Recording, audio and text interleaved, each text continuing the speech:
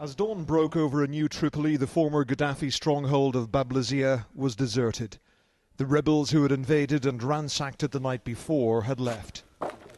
It was an opportunity to walk around and explore the base from where the dictator had exercised control over the country. Much of this was first destroyed by American bombs a quarter of a century ago. Gaddafi was proud to have survived the attempt on his life and put the missile fragments on display. His private quarters also became museum exhibits. His bed encased in glass. He never slept here again. The Bedouin tents where he liked to stay have vanished. They were set on fire during yesterday's invasion. During the course of the war, you'll have seen many demonstrations here at the compound with Gaddafi supporters who've been bussed in to vent their fury against the NATO campaign. There's plenty of banners still here left over from those rallies, even placards in English. As morning wore on, the rebels returned to celebrate.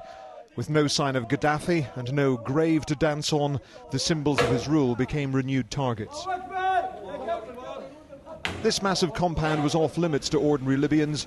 Until this week, they could have been arrested for merely coming too close to its forbidding walls.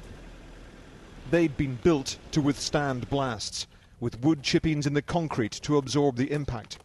Even so, many have been reduced to rubble in the past 5 months. When this was constructed, it was one of the most heavily fortified buildings in the world.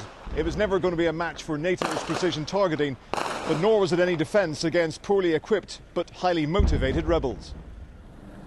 The souvenir hunters of the day before were replaced by more organised looters. Some items, like this photocopier, were too big to carry. And some things which should have been removed were just ignored, like the body of a man who still lay where he fell.